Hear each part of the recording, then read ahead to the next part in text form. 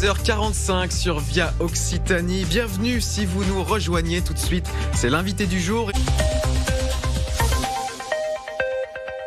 Bonjour Laurent Romanelli. Bonjour. Président du groupe MEA, nous sommes sur ce 84e congrès de l'Union sociale pour l'habitat HLM. Innovation en mouvement, c'est le thème, ça vous parle? Ça me parle parce que l'innovation, le mouvement et le logement social, c'est vraiment des sujets qu'on traite tous les jours. On se retrouve actuellement dans une crise d'immobilier, comme tout le monde le sait.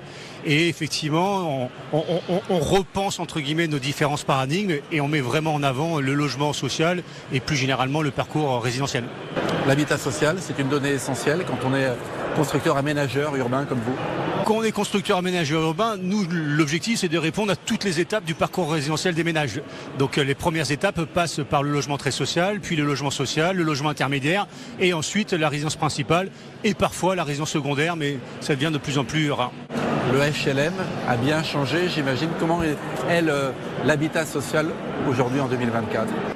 Il y a un paradigme qui a changé il y a une quinzaine, vingtaine d'années maintenant. C'est-à-dire qu'en fait, l'HLM, il y a une diffusion du HLM dans l'ensemble des bâtiments, ce qui change totalement la vision du logement social, vu qu'on se rend compte à partir du moment où il n'y a pas une centralisation des HLM, tout se passe nettement mieux et c'est quelque chose maintenant qui est très courant.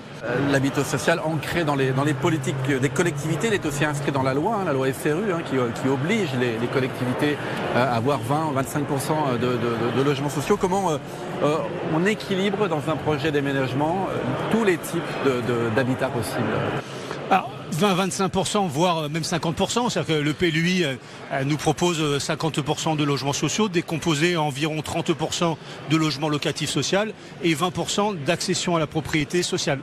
Alors actuellement, en fait, c'est ce qui nous permet de sortir de la crise, parce qu'on se rend compte à partir du moment où on maîtrise les fondamentaux du promoteur, c'est-à-dire le prix de la construction, on arrive à réaliser à partir du moment où tout est en face, c'est-à-dire qu'il y a un prix du foncier suffisamment faible, des taxes d'aménagement qui sont pas trop élevées, on arrive à sortir des logements qui sont même parfois 100% social, location et accession.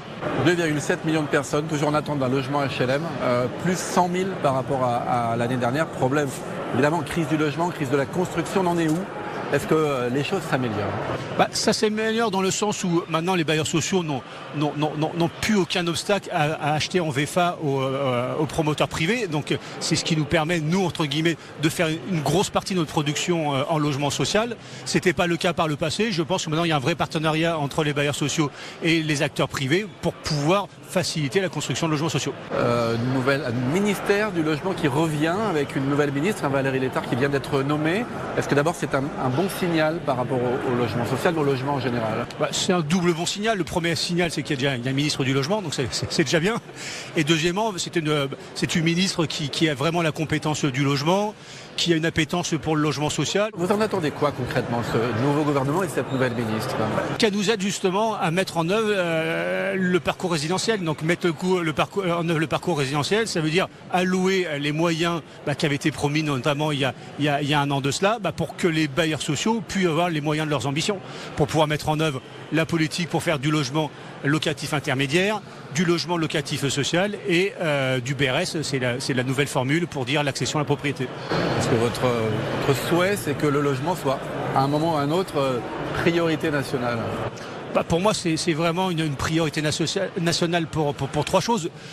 Premièrement, ça permet c'est une grosse composante du parcours résidentiel et c'est ce qui permet de créer la ville apaisée, parce qu'on parle beaucoup de conflits actuellement, mais sans logement, c'est compliqué d'être apaisé.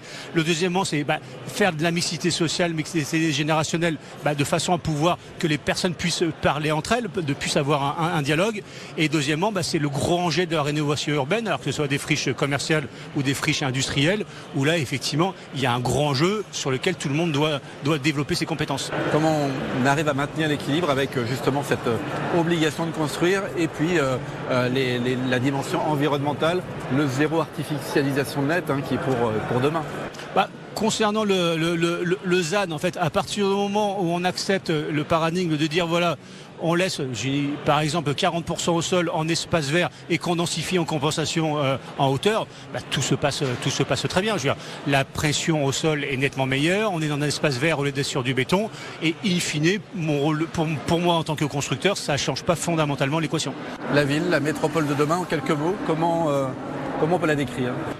La métropole de demain, c'est une métropole qui va arrêter de s'étendre. C'est une métropole qui aura des transports vertueux et sur lequel on va redonner de la nature dans la ville pour éviter de partir à 60 km pour trouver des arbres. Le logement social, on voit au cours de ce congrès, vous en attendez quoi de ce congrès à titre personnel et en tant que président du groupe MEA ? On aimerait que la ministre nous dise qu'elle met en œuvre les milliards d'euros qui seront nécessaires pour le développement du logement social et intermédiaire. On aimerait aussi qu'il y ait une pérennisation des dispositifs d'incitation à la création de logements. Les perspectives pour l'année qui vient sur le logement, sur la construction, sur l'immobilier aussi, on va sortir de l'ornière ? Une fois de plus, à partir du moment où le gouvernement donne les moyens des ambitions des bailleurs sociaux pour faire plus de logements sociaux et peut-être moins de logements libres, ou permettre de faire du logement libre aux investisseurs institutionnels ou particuliers qui seront vertueux, tout se passera bien. Merci Laurent Romanelli. Je vous en prie. Bonne journée.